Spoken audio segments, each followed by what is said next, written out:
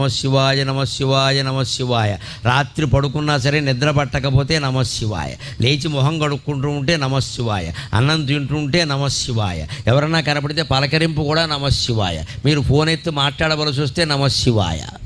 ఇంత ఇదిగా భగవన్నామాన్ని మనం సొంతం చేసుకుంటే అన్ని రకాల పాపాలు కాదు, సకల కర్మలు నశించిపోతాయి. అన్ని కర్మఫలాలు పోయి జ్ఞానం పొంది మోక్షం పొందుతాం. ఎప్పుడూ ఆనందంగా ఉంటాం. భగవన్నామస్మరణ అంత గొప్పది. అలా చేస్తేనే శివుడు కాపాడుతాడు. గమనించండి. ఇలా ఊరికే దండం పెట్టేగానే ఏం కాపాడాను? అలా అయితే అందరినీ కాపాడాలిగా. మనం చెయ్యాలి, ప్రార్థన చేయాలి ఖచ్చితంగా. అది ఆర్తితో జరగాలి, కన్నీళ్లు రావాలి ఖచ్చితంగా. ఆ కన్నీళ్లతోనే భగవంతుడి పాదాలు గడగాలి.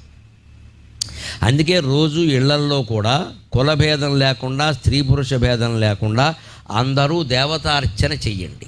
బ్రాహ్మణులు చేసే దేవతార్చన వేరు. వారికి వంశపరంపరగా ఏదో వస్తుంది, వారి పద్ధతిలో వారు చేస్తారు. వారి బాధ్యతలు వారిని చేయనివ్వండి. వారిలాగా చేద్దామని